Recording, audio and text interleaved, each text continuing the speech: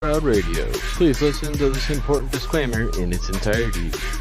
All participants of this ThugCrowd Radio episode are characters.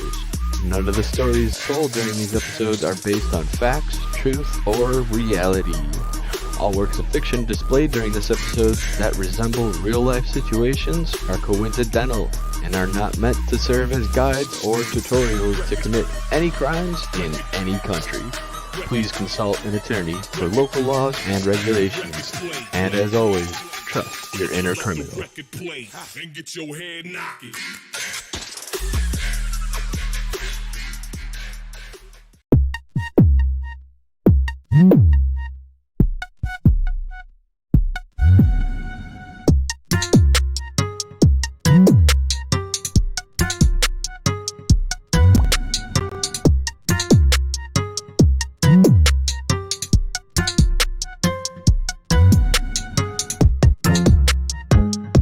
Yo, Hey.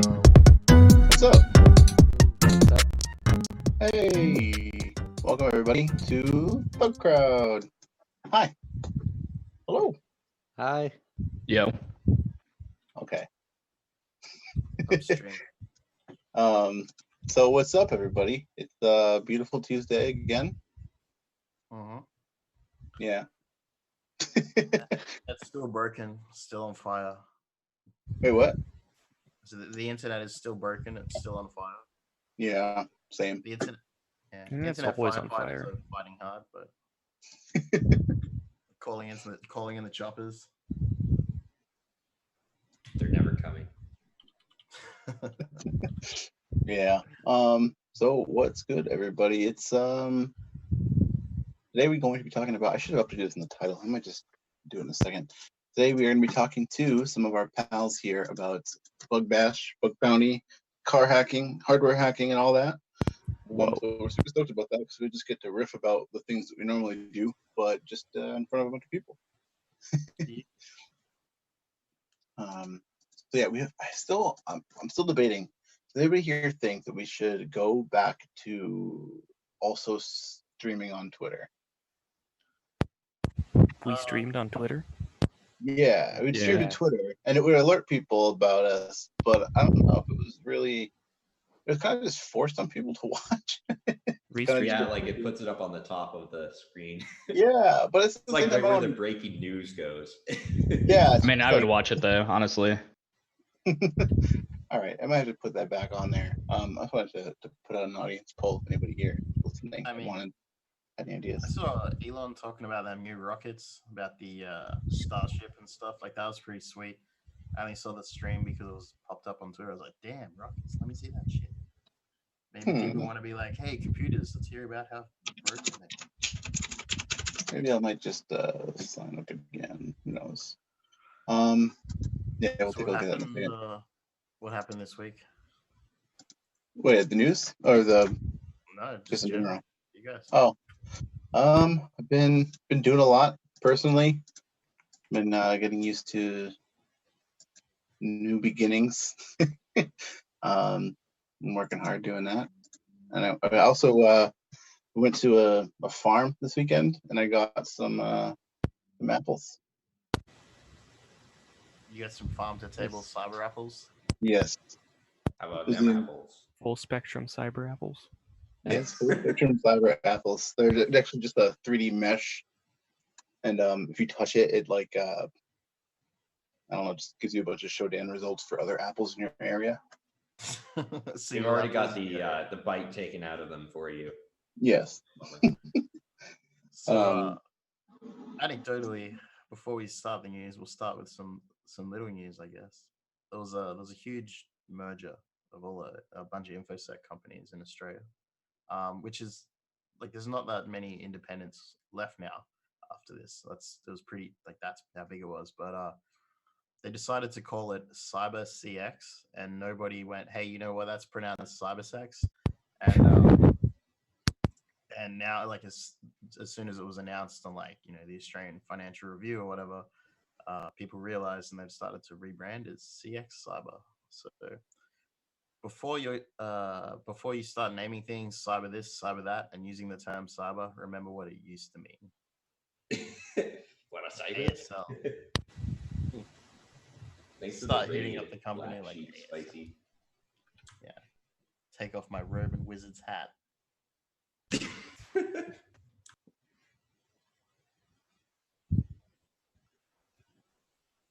Awesome.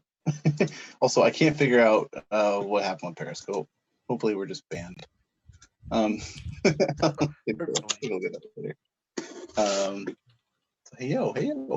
Oh, and hey, Black Sheep Spicy, what's good? Does anybody else have anything else to share before we start the news?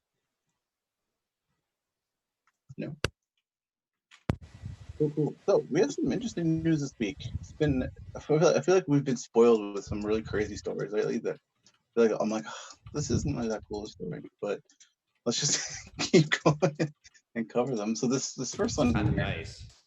it's kind of nice though. Nothing's destroyed completely. I mean, some things are, but nothing's like it's not like an endless like horrible thing. So I guess we can just chill a little Nothing I bit. care about is completely destroyed this week.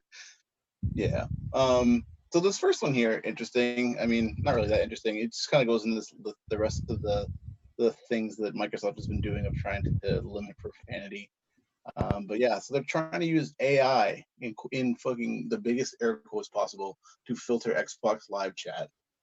I mean, it's literally just going to be people that are just paid to do this, and just like very basic filtering. Like people come up with the most like creative ways to swear, and they have been since people have been banned from swearing online. So Right. Oh yeah. Like using just a Unicode character and being like, well, like even though you can do, you can easily detect this shit. Like, Yeah, I built a swear filter a long time ago for a game server, and it was a pain in the ass to do, like, because there's so many different ways to get around it. You can do like similar characters, you can do the Unicode one, you can do spaces, dots, exclamations, anything. You can put it inside another word and capitalize it. yeah. But to be fair, their bot Tay seems to be pretty good at generating profanity, so it's Absolutely. it's not Yeah, that impossible. I mean, actually, it could be one of the like. Sorry. no, it could be like one of the better use cases for AI if they did it right. Honestly, because it's one of those things where like it really can't be solved well by traditional algorithms, but it's easily solved by humans.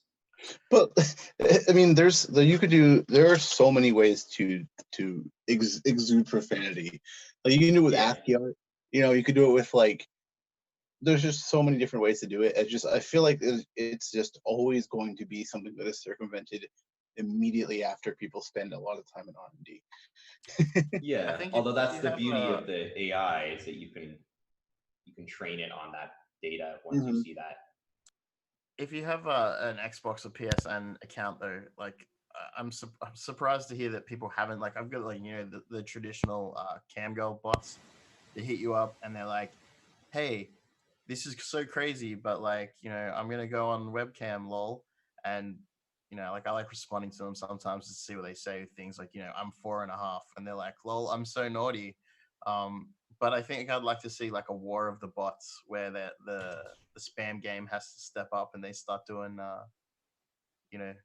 like automated circumvention and then like more automated filtering until Skynet of camgirl bots on so something I've started doing is on my LinkedIn profile I have a little blip that says I won't accept any requests without a cat photo in it, and it's been surprisingly reliable, and that I haven't received any cat photos, but I've received a lot of LinkedIn requests, and they're all but something I've wanted to do is to like basically take those inquiries that are total spam and redirect them to maybe like an just a basic Markov chain bot, or maybe something that's using like an LSTM, and just see how long I can get those accounts to track that. I mean, that'd be awesome. Just let them like just have a bunch of keywords and just see like what bots to do. Like, oh yeah, so 10 years of CISSP programming, and 20 CEH certifications. Oh my god. I mean, that would be similar to I did something like that with Twitter a long time ago, where it would just generate buzzwords and kind of genetically select what the best buzzwords were. Yeah. It'd be kind of similar to that. I think one of the other best ones I've seen is the guy who brought all of those recruiters into a big group chat with LinkedIn and was like, "Hey, I want to add you to this project. You know, I think you'd be a good fit," and just threw like 20 LinkedIn recruiters all into this chat with each other. We should definitely. We're gonna do a couple different syncs to Matrix channels. That might be a funny one to sync LinkedIn messages to a Matrix channel and just have everybody respond. Oh yeah, we got the other one set up, right? Yeah, I think Hermit was working on that. We'll Yeah, that one's gonna be fun. we'll check in with her. But yeah, cool. No one's ever gonna get fully censored. This next one interesting too. I was reading this and kind of pondering some of the the mysteries of SSL certificates. This is just a study that was about SSL certificate like misissuance, which is like a lot more common than I think. I guess I didn't really consider it much. I guess as far as like just there's just random weird things that people have done that have created either like SSL certificates that are valid for other sites that don't belong to the person who they get or who actually requested it, or just like incorrect certificates. So I would just see like random bizarre errors that are just like I don't know. Accidental wildcard. Hmm? Accidental wildcard. Yeah, like there's stuff like that. Like there's people like well, they said a lot of them though is human error too. I mean, like if you're doing a bulk amount of like manual or like semi-manual generation of SSL certificates, like I mean, there's gonna be errors somewhere, but the errors can be pretty catastrophic if you're, you know, it's a big company and someone's trying to. Yeah, I don't know. One of the things is like when I hear about the companies shutting down for SSL certs, it's usually like a big, like they issued something for Google or Star.com, right? But I'd imagine there's smaller errors, like you mistyped the domain or, you know, you added dot to the beginning of it or something. Yeah. I mean, if you look on Shodan, like, and you see like a random IP's results, and there's a cert on any port, usually like you can usually check the common name, right, to see like what this is, and Yeah. I mean that's pretty cool for like finding vhosts that where the domain is like expired, but yeah, like it's just kind of I don't know, like people like SSL is previously been really hard, I guess, is the biggest thing. And now it's using like Let's Encrypt or whatever, it's become much easier. But that's not the majority of people, I think. It's like a lot of small deployments, but a lot of like larger companies like don't have the luxury. And then like the largest companies where they have the, you know, they're signing certs off their own HSMs. That's like a whole different like methodology and management of certificates. Like that's a different pain in the ass. Yeah. Like part of what was CAPIs included. Sorry, what? like using a CAPI as opposed to just using like the OpenSSL command line. Yeah. Well, beyond that though, the interesting thing too was I look into just people who are certificate authorities that people might just abuse on the side. I mean, if you're like really going hard and trying to get like an SSL cert for something, and you're like a nation state, or you're just like some like dickhead who just wants to like fuck with somebody. I mean, there's always a weakest link. Same thing with like why SIM swapping is effective is you find somebody who's willing to accept a bribe or to just be sketchy or just not know what they're doing. But I mean, some people have some certificate agencies though had charged for revoking compromised certs, for selling certificates for man-in-the-middle attempts, and for actually issuing rogue certs. So there's like actual cases of this that have happened, and it's just a thing. It's just pretty scary. Yeah, Just I like mean, some bored broke person is just like, oh, whatever, I'll just sell, this weird random rogue cert to Apple.com. I think it's like $100,000 or something for an intermediate signing cert. Like, I don't know. It was last. I haven't looked at it for some time, but getting a cert that can sign other certs was Yeah. like for like higher TLDs, I guess, is pretty pricey. Yeah. Well, and I think But it's also you not need to. it's not in the budget of a big operation, I guess. Well, I think to be trusted by the browsers, you usually there's a specification that you need to meet for that. There's like a CA browser forum requirements list that's I believe is required for you to be able to actually issue those root CA cert or to own those and to be trusted. That's the root cert though, but you can get an intermediate signing cert that's signed by the root cert to sign more keys. So like you can still buy. Yeah, I guess so. Yeah. So that's, I mean, going after the root keys, like good luck. Yeah, if you don't no, have that's the a good like point. funds and people or the resources you need to go after like a root CA. That's a big dream. But yeah, you go after an intermediate one, it's a bit easier. Yeah, Although, like I wouldn't be surprised if they also have standards that they need to follow, though. I wouldn't be surprised. Well, it looks like they're breaking them, so that's probably That's funny. true. Yeah, that's probably one of my favorite bugs that Moxie did a talk at like DEF CON, like I don't know, like 17 or something about OpenSSL, and one of the bugs that he showed off was a null byte in the common name. So it was like you could sign like wildcard nullbyte.evildomain.com. and yeah, that was pretty cool. But the way he showed it off was really sweet because he showed the code for from OpenSSL, and then he just blurred it, and he's like, "Look at this! Look at the shape of that code! Like, there's a bug in there. It's just like this huge curve." It was like really, yeah. I remember that. Hell yeah, that's dope. So the next story that we have in here, I've been thinking is really funny. I meant to put this up at the top actually, or underneath the second one or the first one. This one is Domino's is using AI surveillance to monitor store performance, and it's like such a funny thing. Like, so they have this thing called Dom. It's like a pizza checker, and it just basically just uses like computer vision stuff to check whether or not a pizza is the correct type of like shape and has the right amount of toppings and things on it. White, do you want to mute real quick?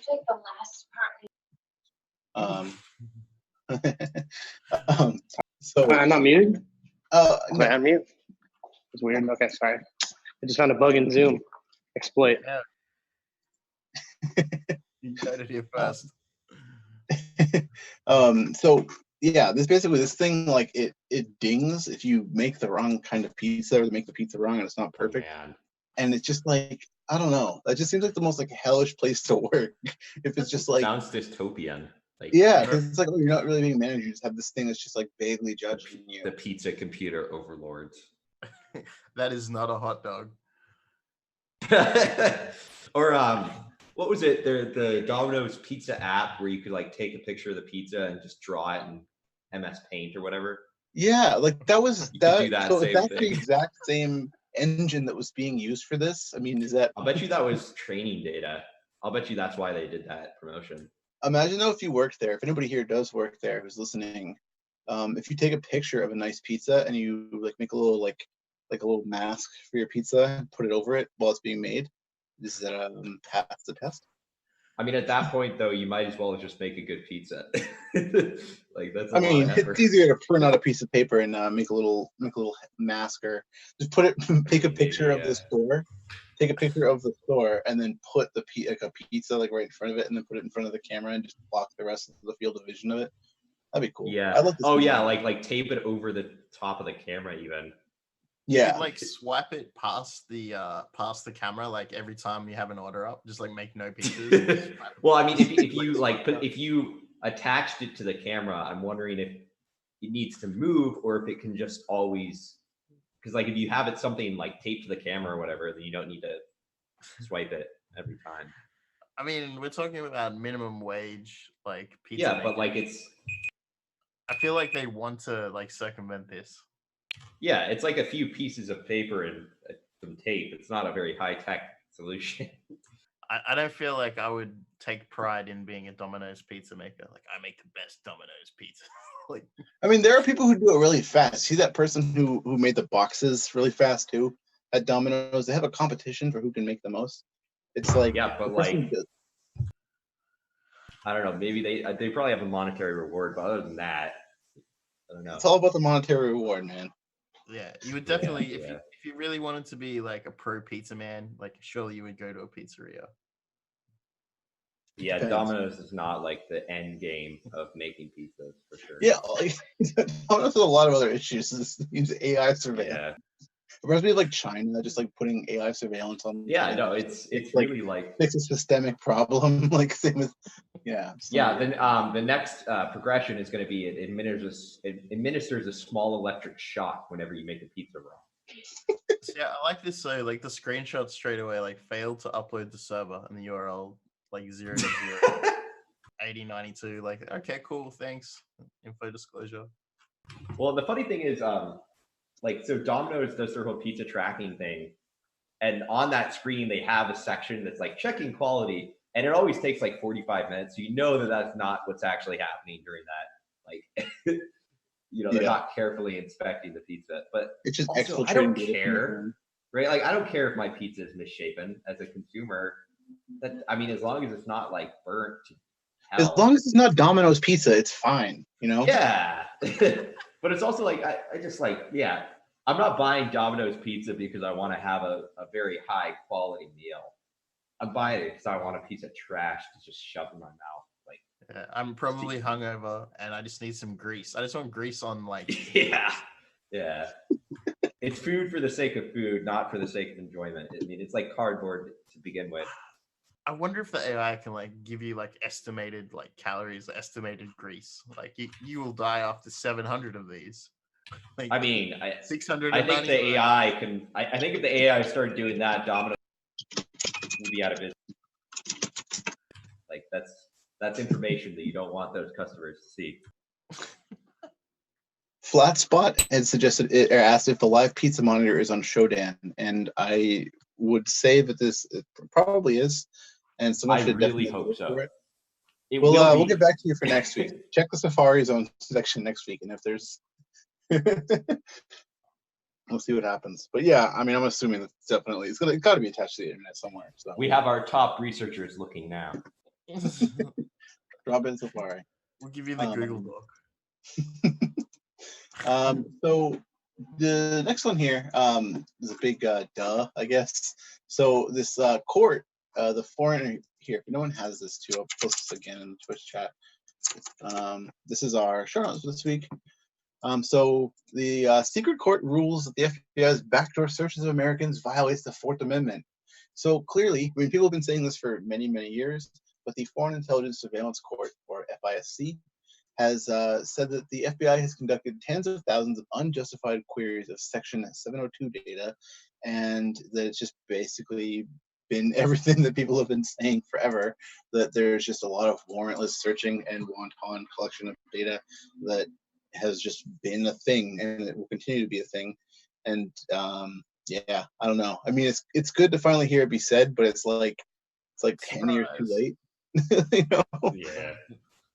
I mean, that's kind of the deal, right? Like, just start doing it. Like, you know, it's easier to ask for forgiveness. Like, wait, so they determined it was unlawful. Are they going to do anything about it, though? I'm not sure. Like, is that behavior going to change? I think that's always the big question, right? Like, I don't think of this as what are they going to be able to do? Like, realistically, like gut the NSA, gut the FBI. Like, I mean, you could just say stop doing it, but yeah, as it is. But yeah, I mean, like it's pretty clearly not legit. So yeah, I mean, basically, like this article is basically saying that they push basically Congress to either repeal like the ability for them or repeal the rule that allows them to overextend the rule and do what they're doing now, or require that the FBI get individual warrants that are approved by a court. I mean, like, yeah, I don't see that. No, that's never going to happen, and I don't think it's like who passed the rule in the first place. Yeah, I mean, this is been endless, and it's just like going to continue to be like this. And frankly, I don't have any any faith in anything changing. At least while Trump is in office. So, yeah. I think one thing to keep in mind then is if you are the subject of one of these investigations, I'll, keep that in mind. Hopefully you're not. But I guess that's something that you can use on your side in court. Yeah, I mean, I guess you could fight it, and you'd have to probably go all the way up to the Supreme Court with that kind of thing. I don't know enough to say that, but yeah. I mean, yeah, I'm not a lawyer, but I mean, that's just something to know, right? Just don't end up in court. Don't get caught to go to court. I mean, don't do crime.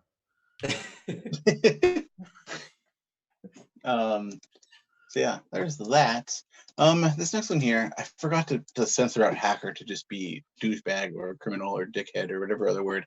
This person just used the vBulletin exploit that came out a couple weeks ago and just dumped 250,000 user accounts from a sex worker site.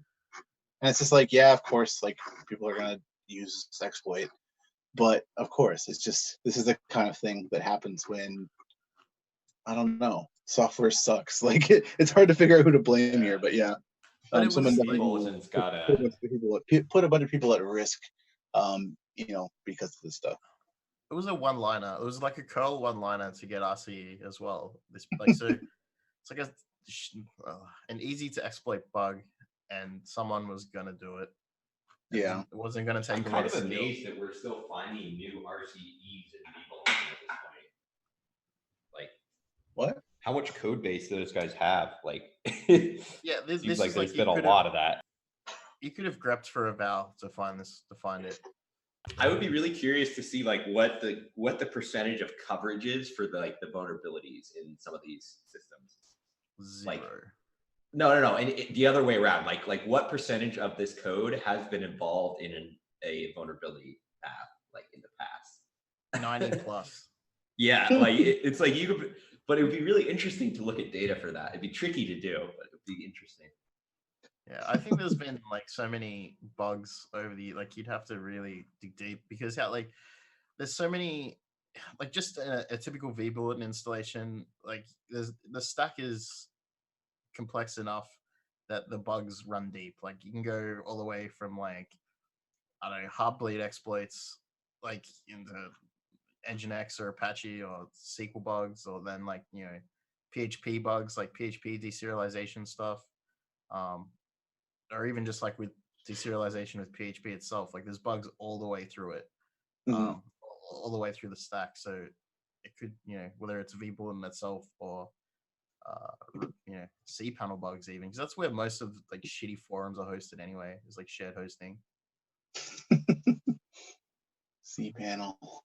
Yeah. There's just so much, like so many places to attack. I haven't heard that name in a very long time. Unfortunately, I heard it recently. I'm like, oh, that's right. People still use this? I heard about it last night. Oh, man. But yeah, no. I mean, just if you have vBulletin, if you know anybody that runs vBulletin, just tell them to update. I mean, if they haven't already been completely owned at this point, I'm assuming that anything that was running a vulnerable version of it is mining Bitcoin or is a part of some stupid botnet like Joker's Trick.arm. It's one of those things though where there's like an easy dock and people are just going to be running scripts, dropping their using whatever bug comes out this week to drop their shit everywhere. Well, especially if it's pre-auth RCE, that's always the worst. Just throw it at everything. Super easy pre-auth RCE. Clearly, the solution is to move to the IPv6 space so that they can't enumerate. Right. Yeah. I remember before we move on, you reminded me of something. You guys saw the Cloudflare warp stuff, obviously. It was a new sort of technique where, because you're appearing from the CDN endpoint, you could access boxes that were firewalled only to the CDN. Mm-hmm. So not exactly a WAF bypass for Cloudflare or anything, but just a regular firewall accessibility. Oh yeah, I have to look into that more. I actually didn't see too much of that this week. Yeah, there's a few people that have been looking into it, and yeah, that was pretty interesting. But WAF won't save you. Well, Would have never thought. So the next one we have on here is about GitHub that is planning to renew an ICE contract. So a lot of companies in America have been cutting ties with ICE because of increasing division and their, I guess, their practices have been called into question a lot, and people want to be associated with it. But GitHub, even though a lot of people have been saying that they don't, like in GitHub, have been saying that they don't want to be associated with ICE, they are doing this. And it's one of those things where, I mean, GitHub is like, I don't know, it's like, it's very difficult because like, where do you like draw the line for this kind of stuff? I mean, yeah, people have every right to do their policy for it, but it's like, I don't know. I feel like it definitely is down to whatever the company decides to do, because GitHub is a service that just does version control. They're not really supposed to be in politics, but I mean, I don't know. The fact that they're doing a GitHub Enterprise installation, it's like means that it's hosted on their servers, so it's even further detached from like if it was on their cloud. Wait, so how is this like? How does this tie in with immigration? Is it like, oh yeah, they use that SSH key, they must be an immigrant? Like what? So no. So it's basically because ICE does all that stuff. I mean, we saw a ton of different things where people have beyond everything with like people being mistreated, people's data being just stored in places and shitty servers that have like little kids like birth records in them that are just like out in the public. I mean, they use definitely a lot of technology, so I'm assuming that's probably has to do with whatever code base they have to run their like IS7 ASP server. Right. So they're running GitHub, like they're not like partnering. Yeah, and actually, it's a private GitHub. It's a less common installation of GitHub as well, because like again, it's not what most people are used to, which is the cloud where you go to github.com. It's the self-hosted version as well. So I don't know. It's like it's even more detached than if it was on their cloud instance. And I still think that it's a hard problem.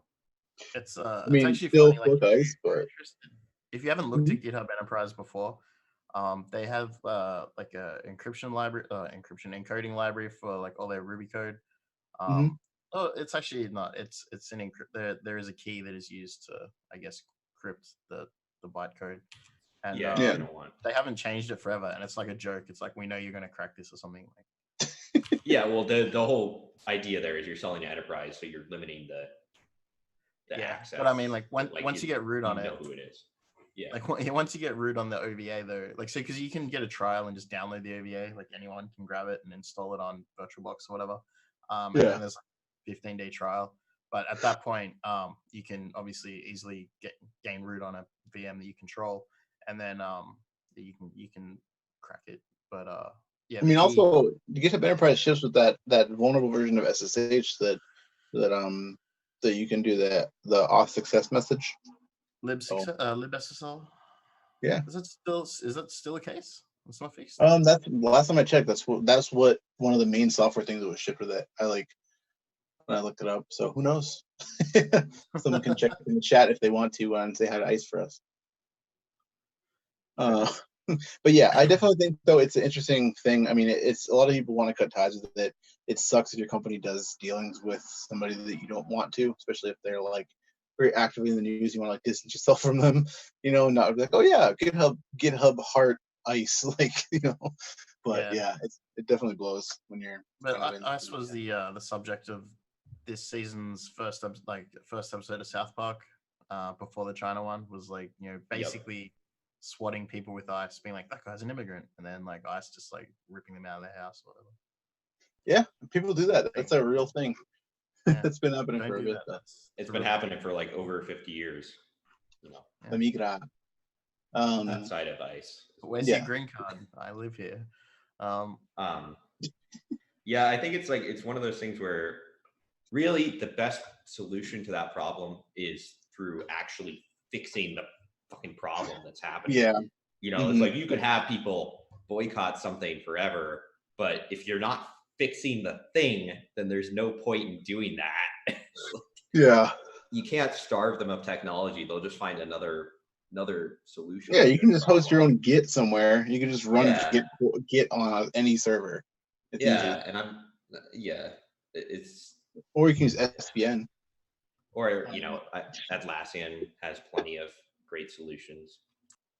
Or you can just have one giant paste bin and then everyone Yeah. wget the code from Just there. like post all of your source code onto Pastebin. Doesn't Yeah. Mercurial all client the code contain a gets HTTP server? Like just like HG like server whatever? I don't know. I don't know. HG, Also- Mercurial is yeah, it's like Git's mentally challenged cousin. I'm laughing because I'm shouting out ThugCrowd in the chat. Great name. So hello. So the next one here is somewhat related, I guess, in that this is Twitter says that it will restrict users from retweeting world leaders who break its rules. This seems very pointed and specific. Yeah. Or just show the follow count as 0 no matter how many followers they have. That would achieve the same effect. Yeah, I mean, Do you guys follow any world leaders on Twitter? Because I don't. I don't either. Does Papa John count? Oh yeah, he counts. Yes, and I do follow Papa John. I correct.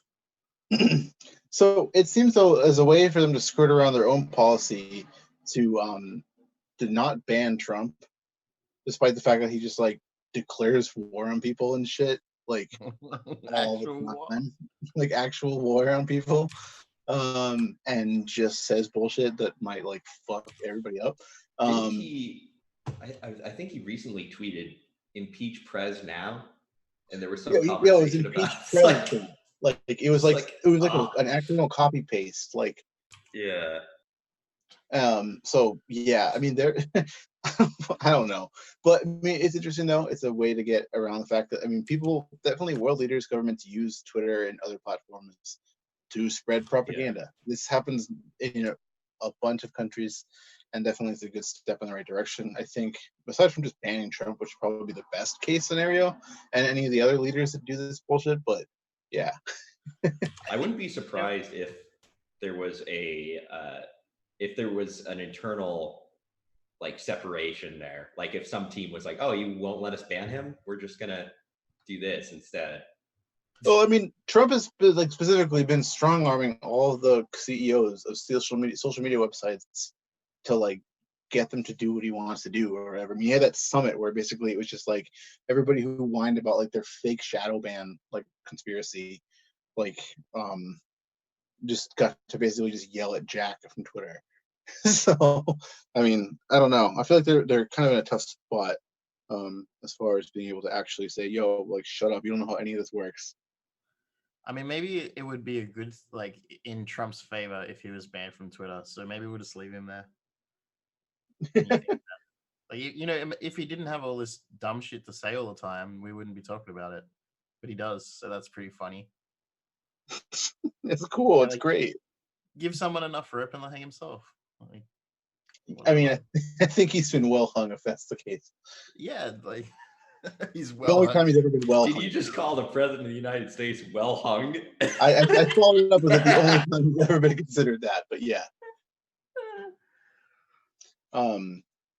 So before I dig myself deeper into my own grave, this next one is in a similar vein, and this is interesting too. So Facebook had said that politicians can lie in their own ads, but they're taking down a bunch of other ads because, dude, there's so many fucking ads here. Are you serious? Hold on, I was just taking a screenshot of it. It's literally, it looks like I accidentally got redirected to like clickhole.ru or something, and it's just all clickbait ads. You get some surveys. Yeah, it's just like, I don't know. I don't care what office. Oh, that's your problem. It's BuzzFeed. Yeah, it just shot me down. It's like a bunch of. How many times can you put Jim from The Office in a thumbnail? Like, there's. All right. So, the actual story is Facebook said politicians can lie in ads, but it takes down a bunch of political ads because they violate rules. So apparently, like, it's fine. Facebook announced that it would allow political ads, or as you can bend the truth in ads, but all the ads that have been removed are because of things like like fake buttons in the ads and like other like misleading UI tricks, which is just Profanity. profanity. Like what? It's just like, oh yeah, you can blatantly say whatever you want to as long as you don't have a click, like a fake click here button in your video. Download No now. cuss words. Yeah, download now. But One of the cool things that I used to like was the friend stack thing for Facebook. Basically, the friend stack was like a little frame that would show everyone who liked the page that you're currently on. Was the plan? That was what the plan was. But all it was an iframe with the ID of the page that you wanted to display. So you could iframe like the ID for people who like Facebook on Facebook. And so it would just show a big stack of people, be like, all your friends like this page. And Facebook would dynamically generate it for you. And then like that would build trust in it. So like, yeah, you could just straight lie with like ads like that. And be like, Yeah, all of your friends think this is a great idea. And you'd be like, don't you? You'd be like, I guess. Looking at this post, I hate to defend Facebook, but the buttons are pretty misleading. Like some of them are like they have a yes and a no, and if you click on either of them, it's going to get you the ad. So yeah, absolutely. It's like like double tap the button, like or whatever. Like, yeah, so I think it's a little bit of like it's kind of a false equivalency there. Like they're not really associated to one another. Yeah, but I mean, I think that it is interesting though that Facebook had also said that people can lie in ads and ads. Like, I mean, like Facebook is literally the reason why, like the Russian psyops were able to be carried out against the government. Not only against the U.S., not only against the U.S., but a lot of other countries have used the same tactics. Like in Myanmar, Yeah, and a bunch of other places have used the same tactics. Like, come on, like there's no moderation of that at all. Like, I don't know. It's just as long as there's not cuss words, there's no moderation. Yeah, we're gonna get that Microsoft AI on it. Call up Watson. Where'd he go? Play Jeopardy, but We he need can't Clippy. tell people swearing. The world's gone to shit since we lost Clippy. That's the truth. But yeah, no, I mean, I don't know, interesting to see how this will play out. I mean, Facebook has just been consistently screwing up, and I don't like them, so I don't know. Cool stuff. So the last one we have on here is actually meant to go in the Goodreads section, but it's just definitely interesting for people who want to know what it's actually like to be a journalist targeted by nation-state malware. I mean, this kind of stuff's been happening all over the world by a bunch of different regimes. This one's Israel here, but other ones have been China and other countries as well. So I don't know if you want to discuss it. It's pretty depressing, but I mean, in the case of like where you're where you become the target of a nation state for whatever reason, like lol, good luck. Yeah, and that's I always think about this when like Trump uses the iPhone, right? You know, like does he use the regular Twitter client on iPhone? Like, is it? Does he have that installed? I mean, I don't know actually. I think it's his Twitter for iPhone sometimes, but let me double check. I'll probably check. I mean, it's usually like other people tweet. He just yells at people like, "Tweet this." Yeah. But yeah, no, I mean, somebody did an analysis. He uses a lot of different random devices. It's mostly not the same device.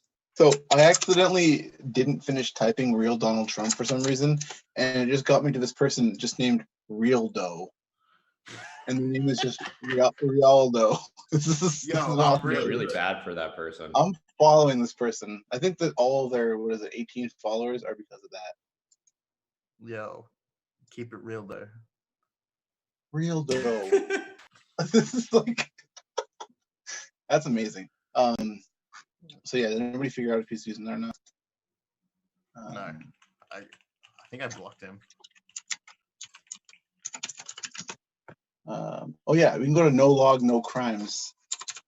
No logs, no crime.me. And yep, that's Twitter for iPhone. It is primarily Twitter for iPhone. Yeah.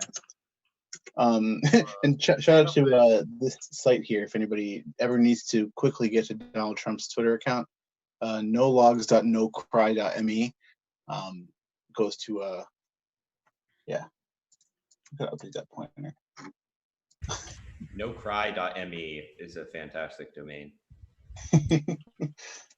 So the other thing I was going to highlight too, vxunderground.org. Our buddy is in Riot. He's been updating us on the progress of all of his VX archives. So if you are somebody who is ever into old virus writing and old malware stuff, check out his site. It's on the show notes here. vxunderground.org. He's definitely putting a ton of work in, but he would also he's requesting some help. So I put in some information in there if you want to get involved. If you are somebody who either has a big cache of old malware or in source code, or is just somebody who knows other languages and other scenes that might be able to help translate some materials, definitely check that out. Yeah, there's a lot of interesting stuff, techniques that just like lost to the wind almost, Mhm. in the majority of InfoSec land. Yeah. And there was always like this thing where like the best hackers didn't really come from wanting to be hackers. They were from like the demo scene, or they were from the scene or something, and then like, oh, I learned all these I learned how to make sweet demos, and I realized like that everything I did now applies to this. Yeah, pretty much. Because I mean, a lot of the techniques that you'll see in all those things are definitely like a lost art. I mean, there's a lot of stuff like, especially for DOS-based viruses, they're using techniques that realistically don't work anymore because you can't use like the straight BIOS interrupts that you would be able to use like in DOS mode. So all those things are kind of like, yeah, it's interesting to see the way things were achieved very, very quickly. But then through looking at that as well, you see some of the way to adapt those. And I think that's what makes it really difficult for people who want to write actually good malware, is that it's a lot of stuff is tried and true, but that's because Windows is incredibly complicated, and it's the only people who've really been able to keep up with it are either people who have been able to dedicate a ton of time to learning all the different nuances of the Windows kernel programming and driver programming, or people who have just been there as it has evolved over time. Because it would have been a lot easier to understand had you come at it in 1994, Right. and were able to follow the genesis of it, instead of looking at Windows 10 now and you're like, what the hell is any of this? Like, why are there 700 APIs for the same thing, and then Yeah.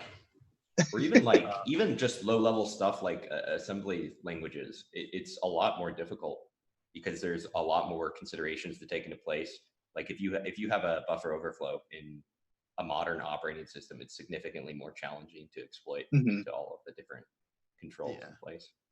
Like one of the rabbit holes I went down I was playing around with just writing MBR stuff, like bootloaders in like 512 bytes or whatever, so like 500 to play with. And I was trying to do like full screen ASCII with it. And then like I go down a rabbit hole where I'm like reading articles about polymorphic shellcode so that I can like make more stuff on one screen. Like, absolutely irrelevant to, like that's not how you would use it. If you're going to write polyshell, like you're not going to be doing it in like a bootloader for like a real world scenario, I guess. Yeah. No, there's a lot of stuff. I mean, I when I went into my phase of writing stuff like DOS demo stuff like that stuff is like, it's, even though it's a lot more simplistic, the things that you have to do to make something like 64 bytes in shellcode is like a 3D engine people have been able to make in like 64 bytes. Like, there's, let me see if I can find, hold on. Yeah, some of the stuff that people do with like the code golf thing is insane. Yeah, there's actually there's still a demo scene meetup in this, like, in my city. It's pretty, I've been there. It was a different crew of people, like totally different from the InfoSec meetups, and yeah, they discuss different things as well. Like you go to a regular InfoSec meetup and you get like the intro to SDR, or like this like XSS thing, or like some burp plugin someone's talking about, and those guys are off going like, so on like Commodore 64 when you wanted to do like this, and I made this last week. Like, what? I don't know. I'm trying to find this demo here. I think I found the video of it. me see if I can. Is this a poet? Yeah, it is. Damn it. Hold on. But yeah, I mean, there's definitely a lot of cool stuff though that that VX Underground has been collecting, and there've been people that have been coming out of the woodwork to show the curator what like they have. So it's pretty cool to see that there's a lot of people that still might have this stuff that isn't archived on anywhere else. It might just be on some like FTP server that someone forgot about or something, or just on some disk that somebody has. So it's been pretty cool to see that the progress that he's been going through and actually making stuff for people, or collecting the stuff and making it available for people. So VX7 is that's gone now, right? Yeah. Like, yeah. Oh man, there's some articles on there by Sepultura on archive.org. Shout out, rip.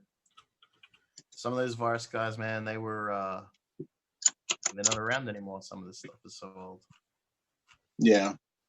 It's funny too if you ever look at some of those virus things as well. If you see some of the credits on some of them, sometimes it's people's like, because a lot of people who did it were in like universities, and it was just more of like a thought experiment rather than like, the virus scene now where it's just like ransom a hospital, please, like give me 10 Bitcoin.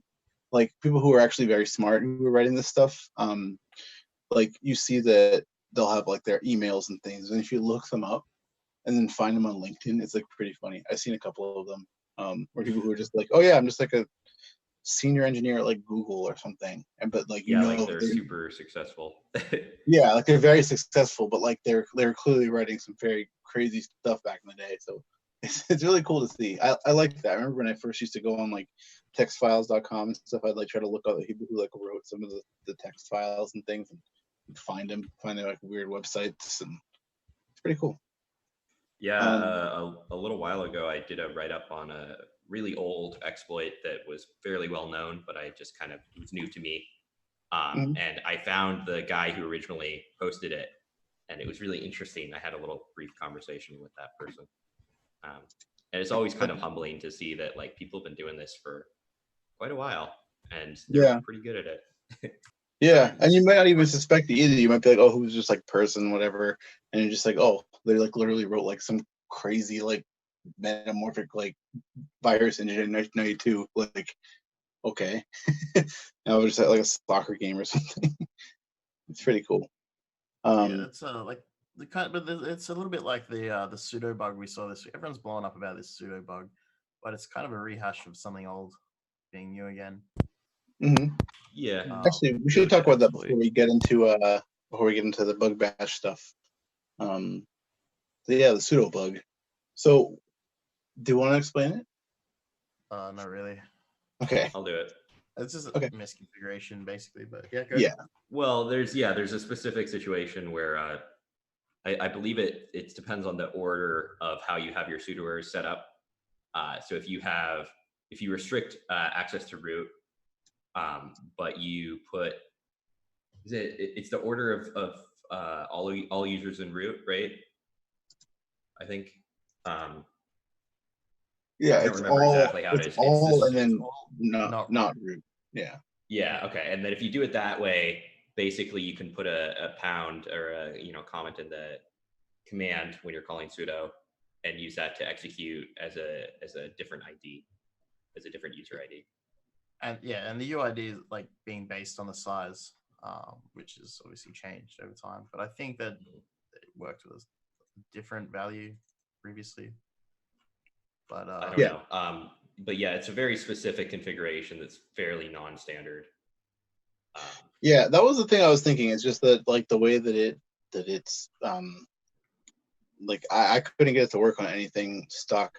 I tested it on a much different system, and it didn't work the way that it said it was going to. One thing that I was thinking is like I was remembering that Docker does a lot of the GUID separation for namespaces.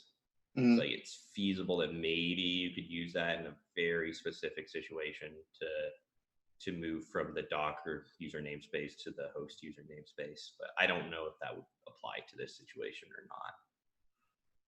Yeah, it's like such a rare set of conditions that need to be met. Yeah, and Lucky posted he done a POC of it.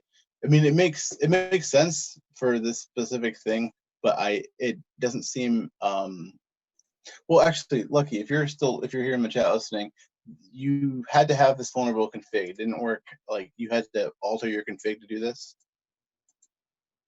Yeah, you have to have a specific configuration for it to do. Yeah, I've never seen I think either. the original announcement of it had a POC in mind. Mhm.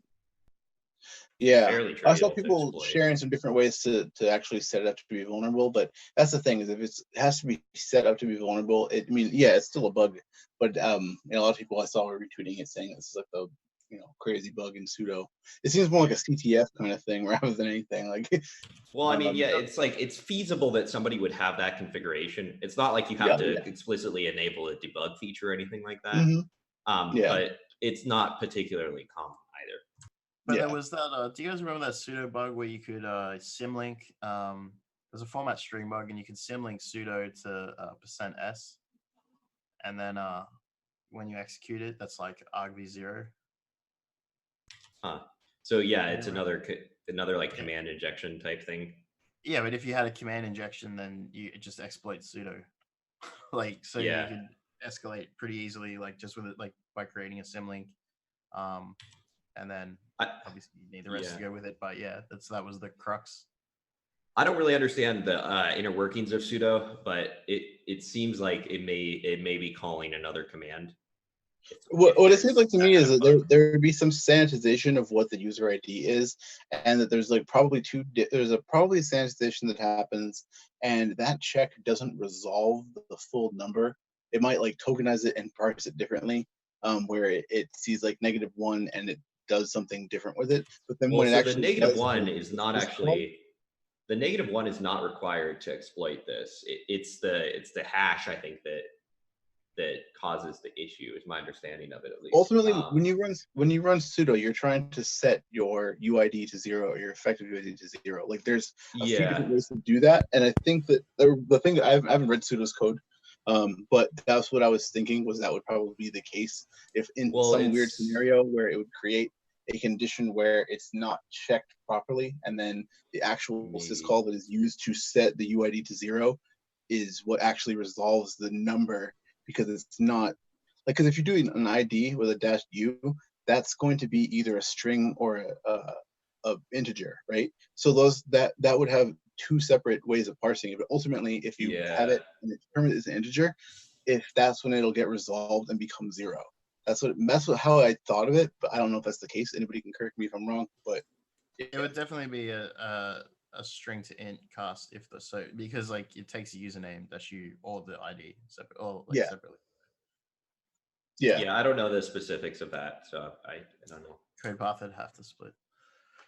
Wow, we're speculating on the internals of sudo live on stream. That's scary. Yeah, I have to read that. I haven't read I never thought to even read that, but yeah, we were talking about it too. If this had never been buzzed out before, it's interesting to see that this is a bug, and that nobody had discovered it before. Sudo's been around for a bit. For a while. We'll get back to you on those syscalls. So yeah, does anybody have anything else in our show notes before we jump into our guest interview? There's a lot of cool Safari things this week. I don't know if anybody hasn't checked them out yet. Let's put this in there one more time. There we go.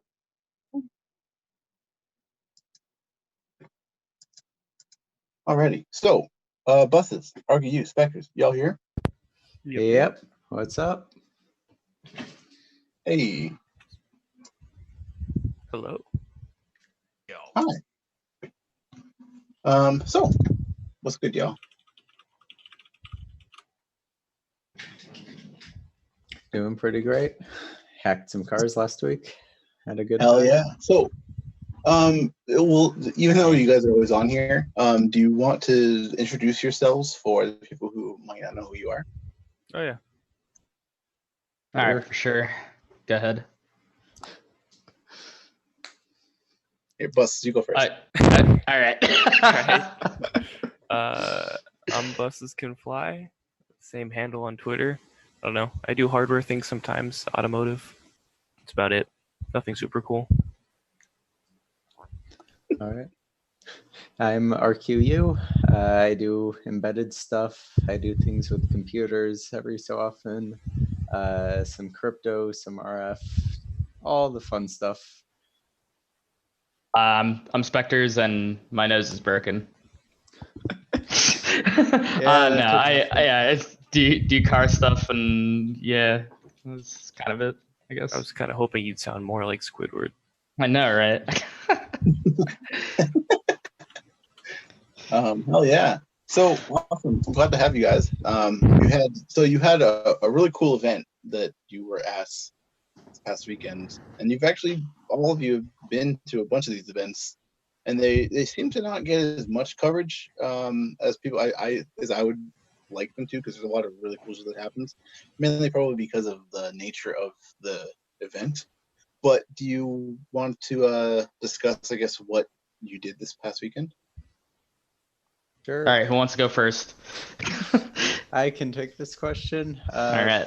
Basically, ThugCrowd invited us and like 15 or so other people out to Detroit to hack some cars.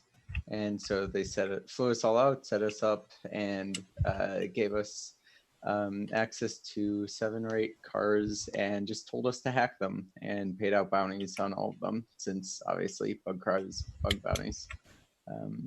Yeah, and background, if anyone here hasn't heard of bug bashes, it's just like on-site bug bounty stuff. They do some web ones, but mainly the ones I've been to, and I think RQU inspectors have been to, are like the physical hardware ones, because it's nice to be on-site with the hardware, with the cars or whatnot. Mm-hmm. Especially the really expensive ones you can't just like purchase and bring to your house. I know. Yeah, exactly. That's like the best part. If they want to send them over. Yeah, I mean, I'll take right. Excuse me, Maserati, I think there might be a bug in your vehicle. Can you send me 2? Yeah. One compare. I think we had a thread on Twitter about this. Yeah, we definitely discussed this in the past too. Tesla. Yeah. I just linked in chat. Listen to the track later. Injury reserve. Jailbreak the Tesla. Feed anime. Like.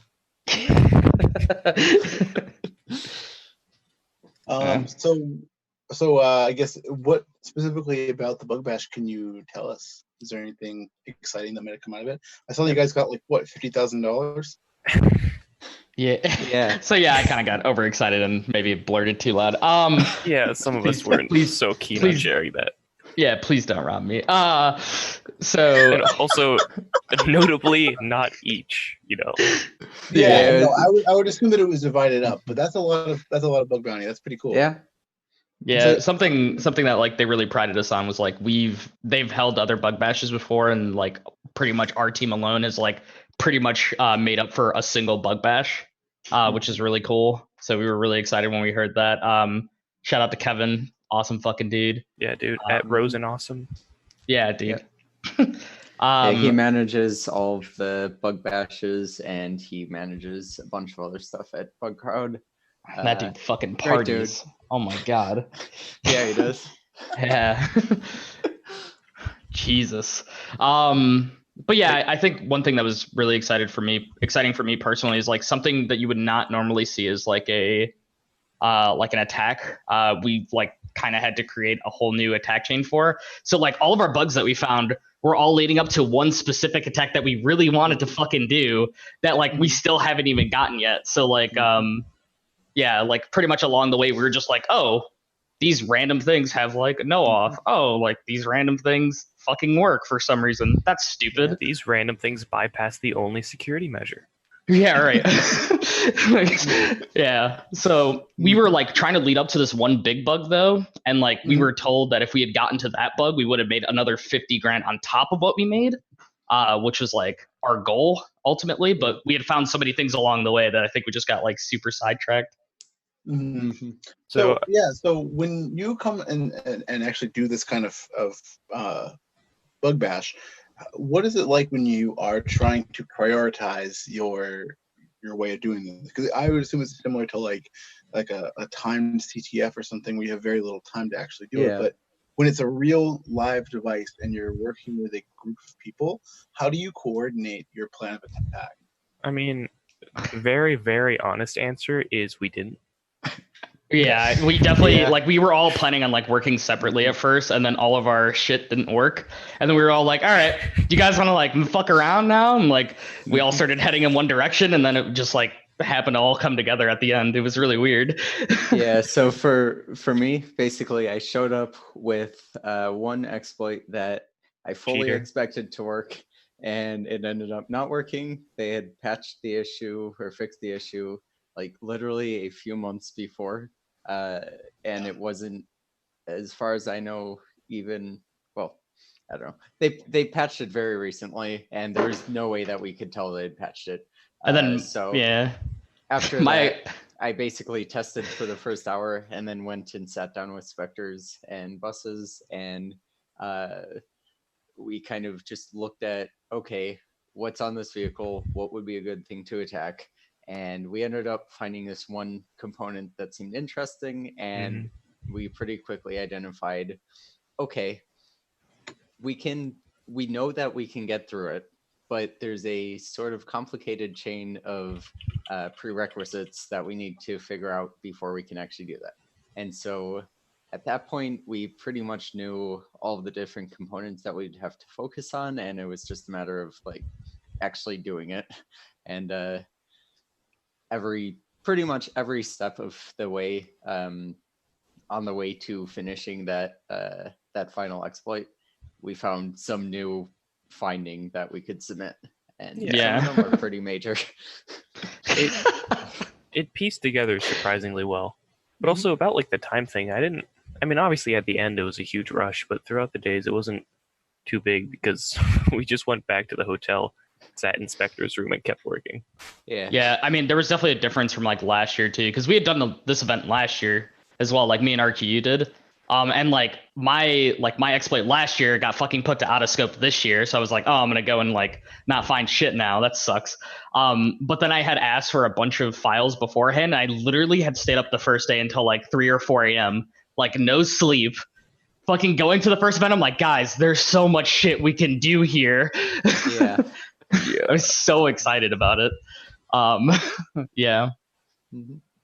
But we pretty much had to like make a bunch of stuff like on the fly. It just kind of happened, and then we just found shit along the way, which was super fun. And it kind of felt CTF-ish because we were all like, I guess like internally in our group, we were all like, all right, let's find the next one. Let's submit this one. Like, let's see what gets fucking denied here. Like, so it just ended up being like really fun at the end, instead of being like, you know, I'm here for work. Like, gotta find these exploits, or I guess. Yeah.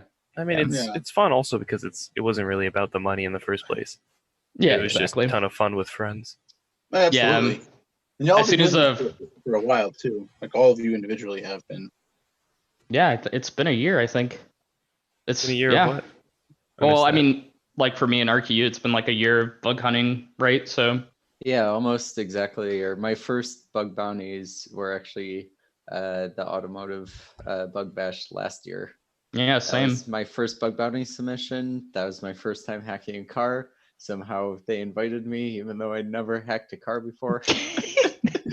turned out that it worked out pretty well for them. But yeah, I remember jumping into ThugCrowd and being like, "Oh man, I really want to go to this car hacking event."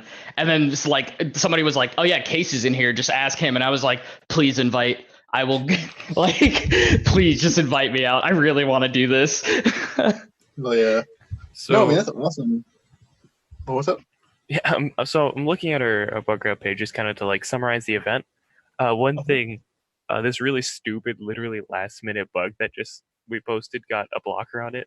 Spectre, this really? your last one. That oh, ridiculous. LOL. So anyway, let me read from the bottom though. We have P1 unresolved, then NA, P1 NA, P1 NA, P1 unresolved duplicate, P1 unresolved, P4 unresolved, NA, NA. Okay, wait, no, the P4, the P4 was actually serious. No, that P4 should have been a P1. NA, P2 NA, P4 unresolved duplicate, P4 NA, P5 won't fix. wait, yeah, how did that? So we ranged from like that's what I'm saying. P1 to just dupe nothing. That P4 one that we submitted should have definitely been higher. I agreed on that. Oh yeah. E. But it was All crazy. right. And I think something that was really fun, at least for us, and got a huge round of applause, and I dumped a link in chat for this bug bash, for just the payments to researchers, we didn't just break their budget once, it was 3 times over. Oh, wow. Yeah, and we broke their budget multiple times over. We also apparently doubled, almost tripled the record for any previous automotive live hacking event. Yeah. So it's like kind of a massive event. It's pretty cool. And then we went to the bar, and then we were told that we went over our tab. Like somebody, a hunter walking out, like some other researcher walking out, literally got stopped at the door and was like, "Yeah, you need to pay for your tab." And I walked by and I'm like, "Man, sucks to be you." Yeah. So when you do this sort of thing, what sort of tooling do you bring that would be different from doing, say, a live web hacking thing? Because you're not given the luxury of time as much as you normally would be with any other sort of bug or CTS stuff. But then it also, the element of car stuff and actual physical devices come into play. So what kind of tooling do each of you bring to the table? How do you prepare for this kind of thing? What does your setup look like?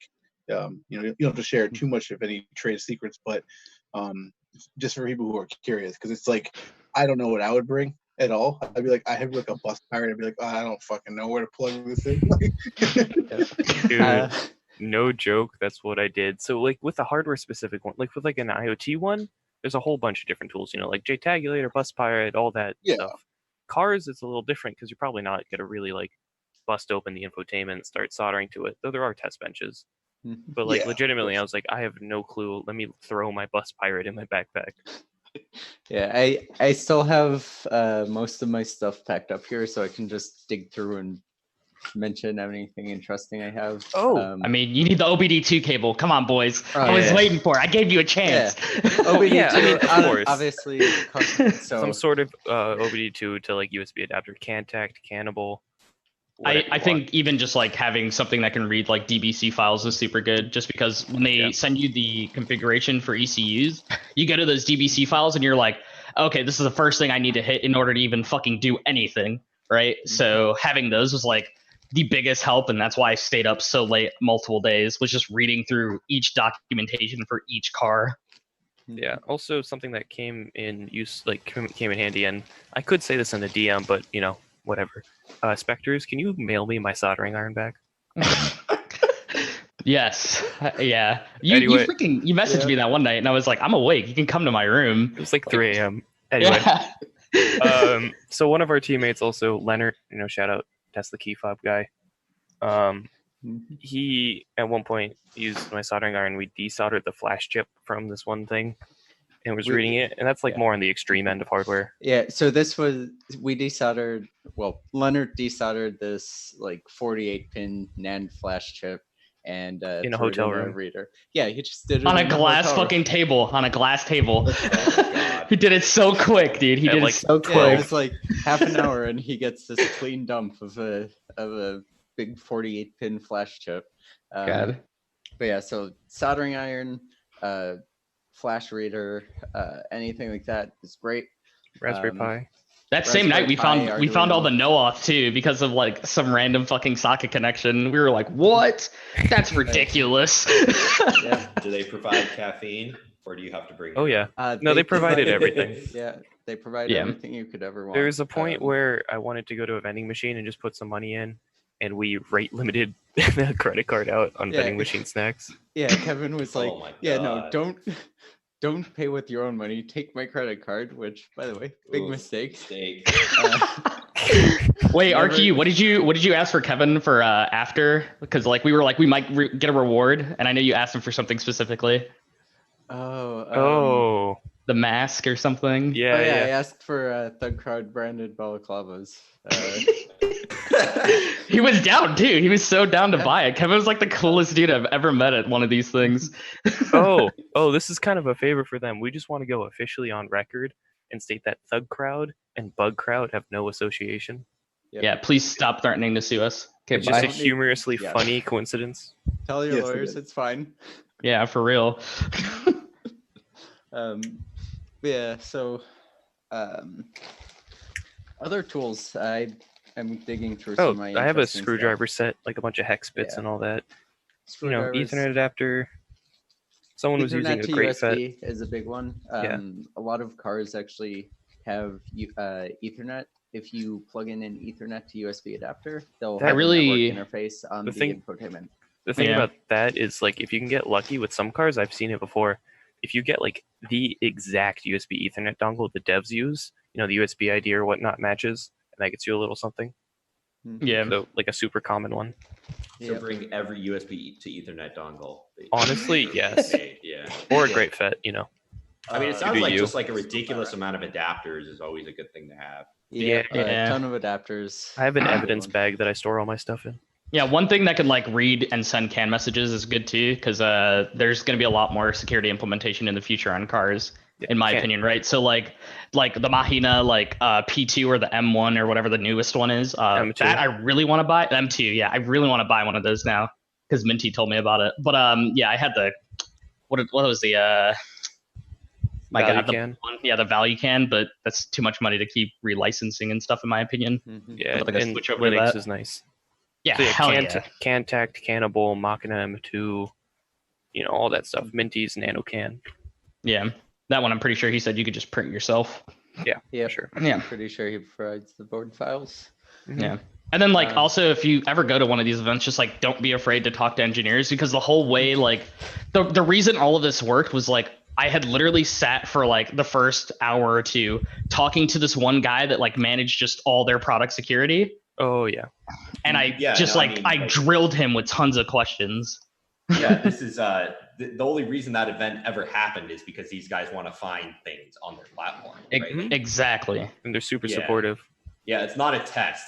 It's a little different from a CTF, I think, in that it seems like it's definitely more collaborative with. Yeah, it's Yeah. not a test or a competition. You're there to Yeah. support each other and in the end, Yeah. improve their company. This is Yep. definitely one of my favorite things about these events is that everybody is there to make sure that as many vulnerabilities as possible are found. fixed. You're sitting 5 feet away from whatever expert who made whatever you're working on, and so you can just go up and ask, hey, if I do this, do you think it'll work? No, because some other thing, or yes, because XYZ. Here, I'll even help you develop the exploit. People are there helping you and giving you documentation and giving you everything you could ever want, just to try and make it as efficient to find and POC these vulnerabilities as possible. Or even you talk to one of you talk to the leader of the program and you're like, hey, I found X thing. I stopped because I didn't want to get sued. But here you go. And they were like, yep, hard stop. All right, good job. Well, and I know that I know that at some of the web app ones, they'll actually give you snippets of source code and stuff. They're very willing to help versus, if you're face to face with somebody, you can show them more than you could. Yeah. If there was a possibility they would steal that. I mean, Yeah. and instead of snippets of source code for web stuff, you also get, snippets of hardware here. We got a few pieces of hardware. I mean, we asked them for firmware and they were really polite about it. And they were like, yes to these, no to these. They pretty much were just willing to give everything to us. And we were just finding everything too, And which is great. Real quick, this came up in chat about enterprise level tools. And yeah, they're there sometimes, but if I'm completely honest, it's something I want to push more about hardware things too, is expensive isn't always better. Yeah, it might have some clean features and some tooling or blah blah blah, but you can do a lot for cheap. And honestly, I don't think any of us have super expensive tools or anything special. The most expensive thing I have is my Proxmark, which was $300, $400. Most of this stuff that I've brought is under 100, under 50. All right, yeah. 60 is expensive for me, so yeah. Yeah, 100%, right? Like, because we're not fucking out here big balling right now. We're just college kids fucking trying to have a good time, hack some cars. Yeah, although Like, a few more events like that, and your tune may change. yeah, I know. Oh, yeah. I'm coming out with the best tools, baby. Nah, we have a dude that like does that to us every time we go, where he's just like, fucking, I came out here with everything. I brought my whole company with me, and it was like, God damn, all right. And in the end, it's not needed. Honestly, it's not. Yeah. But yeah, Definitely with it was hardware a good stuff. time. You can get a lot done with like things like a Bus Pirate B3 is like super cheap compared Yeah, to dude. $40 for a Bus Pirate, 60 for a Cannibal. There's a pretty solid ecosystem around open hardware, it seems like. Yeah, it's There's awesome. a lot of, I mean, obviously you have to put stuff together, but Ooh. you want to go uber cheap. You can Self get those, promo here. knockoff J-Links on eBay for like $10. Yeah. Yeah. Oh yeah, China does wonders for cheap parts. Hell yeah, it does. Hell yeah. Self promo. I'm not actually making anything out of this, so you know whatnot. But for anyone in the chat who's like no clue about hardware stuff and wants to get in, I just did a level up talk on it, and Spectres has a level up talk about how to get into car hacking. No, I don't. Don't watch mine. Okay, Spectres does not have a level up talk. You can find it level up x0. Is it 0x04. Mine was 4, yours 5. Yeah. I will definitely. You can find the talk Spectres did not give in the chat where I'm going to put it in. But yeah, it's not hard to get into, and I'm really against that view that like hardware is super scary. Yeah, same. I agreed. Yeah, it's more expensive than software where everything's free, but still, like, you can do a lot for $20. Yeah, I definitely agree with that. Mm-hmm. Yep. There's just so many interesting like attack scenarios for vehicles. Like nobody really knows like how to hack vehicles, and like every so often the scope just completely fucking changes. So you could go and just like make shit up while you're there. And it's really interesting in like the US, right? Because we mandate that like engineers have to be able to access certain functionalities of vehicles in order to repair them because we have right to repair. So that just opens up like tons of fucking issues for car companies, which is great for us because we totally take advantage of those. Yes, and that's all I'm gonna stuff, say. Aside from like low-level CAN stuff, just like something I'm sure most of you are pretty comfortable with. For I think up until recently, cars with infotainments running Android were mandated to have ADB on them. Yes, that's part of Android requires everything that is running Android to have ADB available in order for it to be considered Android. And does it have to be running though? It no, doesn't have to be it's just under settings though. Yeah. Just the same way you do it on a mobile device. But also, if you think about it, you know those cars when you speed up, the music turns up. So that's reading, the vehicle speed, which is on the CAN network, and interfacing with the music. That's the infotainment system. Oh man. We're not saying they connect, but like maybe go look into it yourselves and maybe run ifconfig and see CAN 0. Yeah, right. Yeah, like R by D fucking 1 because it's highest priority to keep your infotainment system to like communicate with it. And it's just just fuzz that. Like you have to go really, really fast and it will do an integer overflow. Yo, that's what we should have said though, because they took us out onto like a racetrack. Yeah, I've never gone that fast in a car before.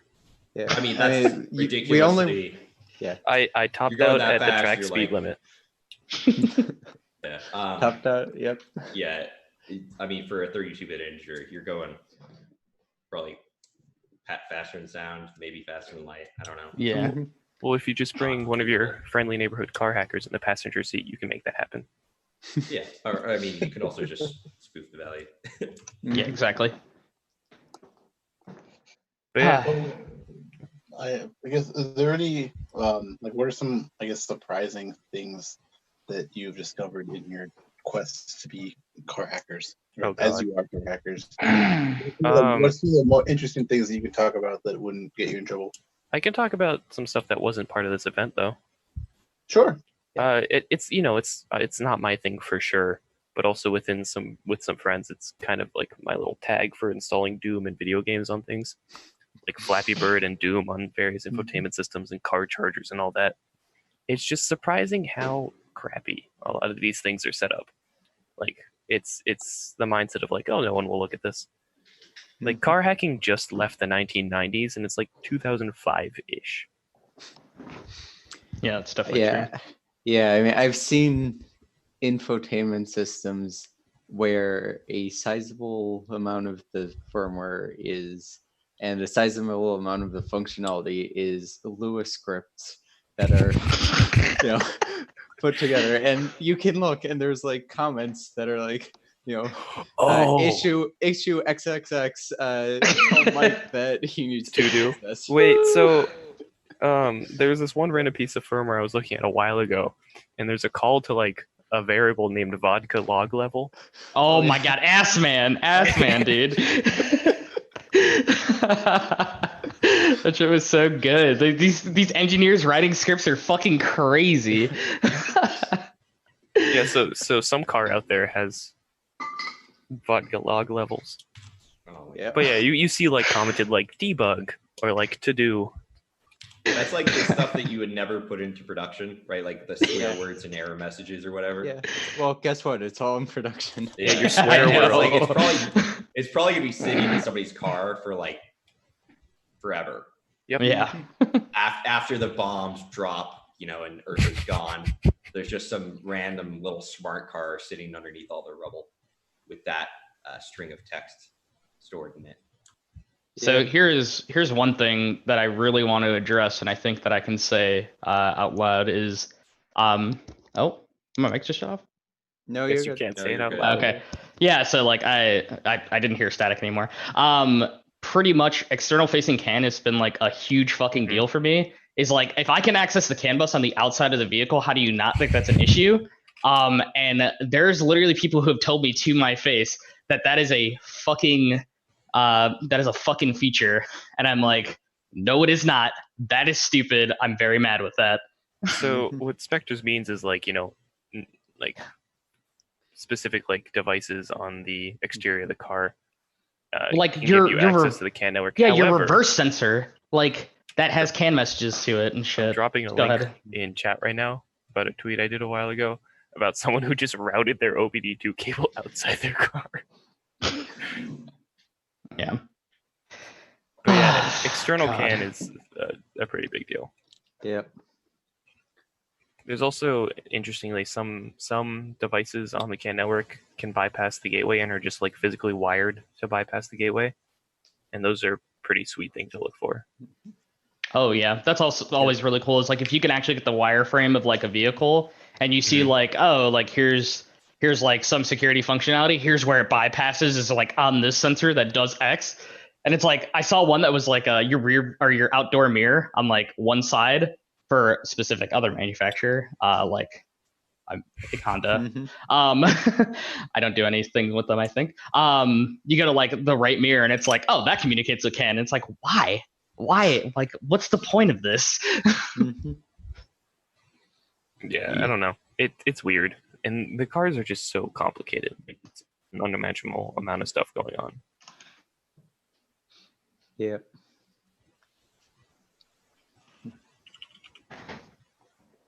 But yeah. To entice people, we can bring it back to talking about the bash, because I highly suggest you get involved with this stuff. Oh yeah, 100%. I think the bashes are like the best thing about bug bounties. And they're obviously not paying us to say this directly. They already paid us. We're saying this of our own free will.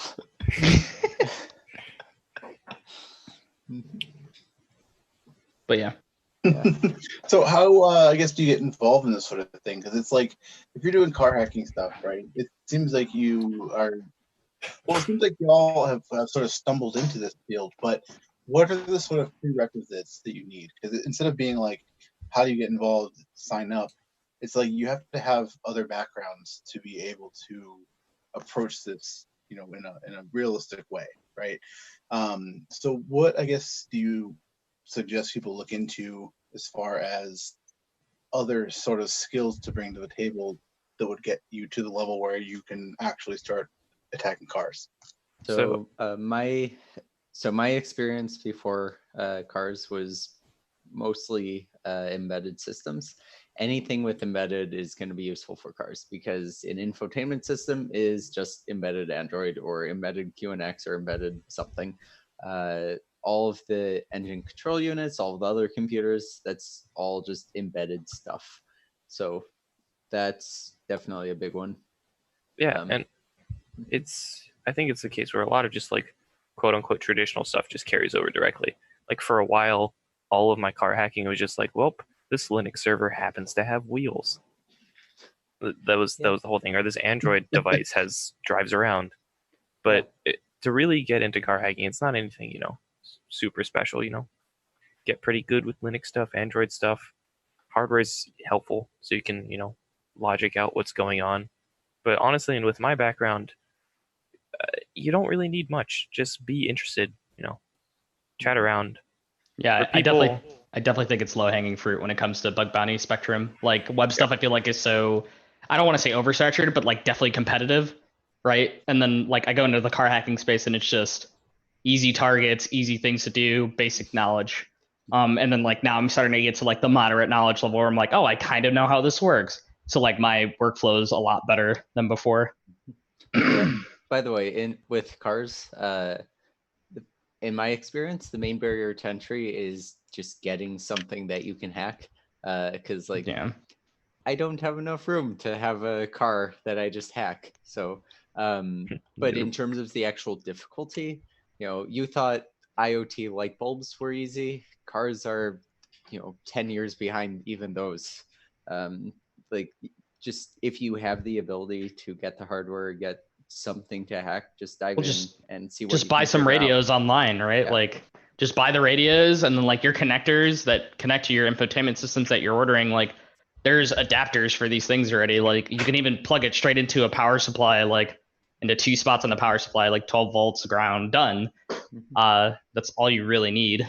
Yeah. If you like want to start hacking like infotainment systems and like car radios, which I think is the coolest. So eBay and dumpster diving. You can buy key fobs, BCMs, ECMs, ECUs, whatever you need. Yeah, dude, go to the junkyard and try to convince the guy that the ECU is not an ECU, and then you're like, give him like $5. It's just a hunk of metal, man. I think it looks cool.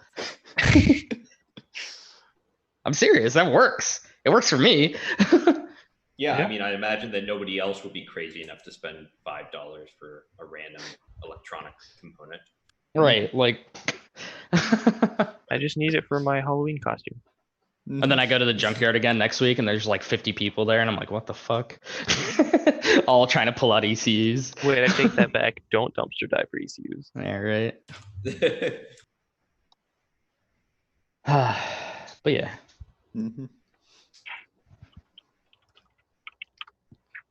So I guess, is there anything else that you guys want to discuss on this topic? I mean, we can go a little off tangent with the bash still, if anyone's interested. Sure, go for it. It was, I highly recommend if you ever get an opportunity to do this, or you become interested enough, or you find the right people, or whatever, if you want a bit of bash, do it. We had a single one night. We finished.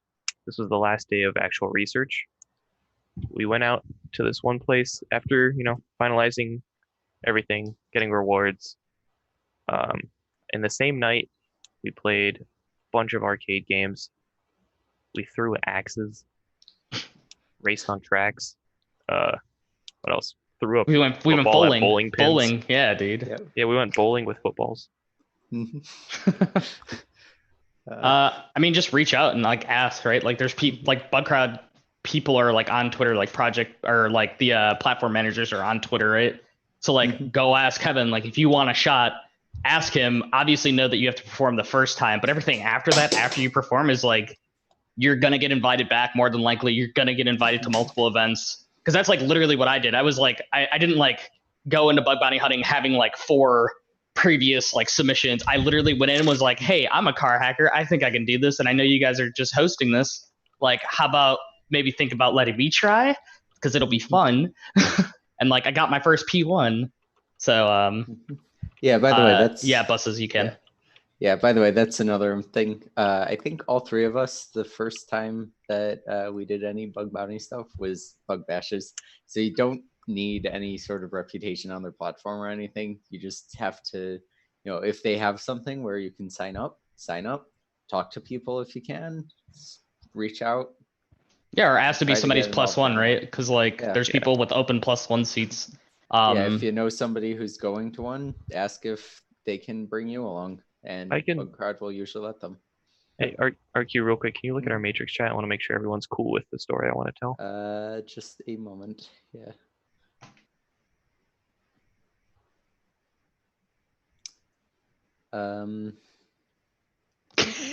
Yeah. Sure. Go ahead and tell that story. So I guess you read that last line. Yeah. Go ahead. So what happened is, I think last year, 2 years ago, I don't know, last year. Last year. Yeah. So there's this event that happens every year over the summer, open to like college students. It's called the Cyber Auto Challenge. Yep. And it's a place where they bring a bunch of experts in the field, in the car security field, to this one place. A bunch of the OEMs are there bringing vehicles, and they give training to all the students, like how to, very basic to all the way up from, how do vehicle networks work, hardware reverse engineering, software reverse engineering, all that stuff. And then the last day is a 24-hour hackathon where you get to, hands-on with the cars and test that. That's actually where I met Spectres. We were totally random. We were sitting at the same computer at this one station on this one vehicle and got to know each other that way. And then Spectres went out, got into that one automotive bash with RQ. And then I was Spectres +1 to the IoT bug bash. And that's where I met RQU. And then we all met there. And then now we're kind of each other's +1 and all invited to the same event. So it really just started from Spectres and I at this like little intro to car hacking event, and we met each other. And of course I have friends, other people I've met there too. So it's all just, kind of networking, finding people interested in the same stuff as you and taking it farther. Yeah, so I definitely agree with that. Like it was just more like I had met these people prior, like slightly, like RQ through ThugCrowd, through DEF CON and stuff. Mm-hmm. And then like just going out to the bashes, I invited him to the first one because I was like, hey, I have no friends, please come with me.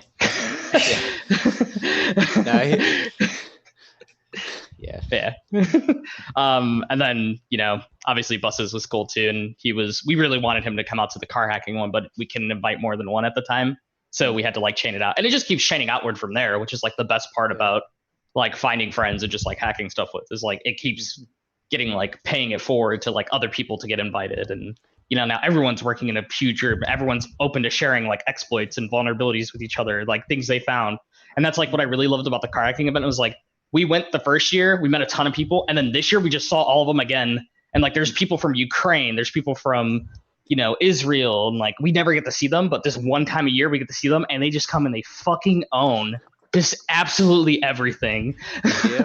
Yeah. So yeah, I just love how like open to sharing everyone is, since like we've all made relationships and stuff, and they're just so cool with like new people we bring on. Like we're like, oh, here's X, he's new to this stuff. So yeah, definitely ask is all I'm saying. Just put your stuff out there. That's awesome. If you're at conferences, get involved with that kind of stuff. If you want to do car hacking, if there's a conference where the car hacking village is at, it's mostly the same people all over the place. Yeah.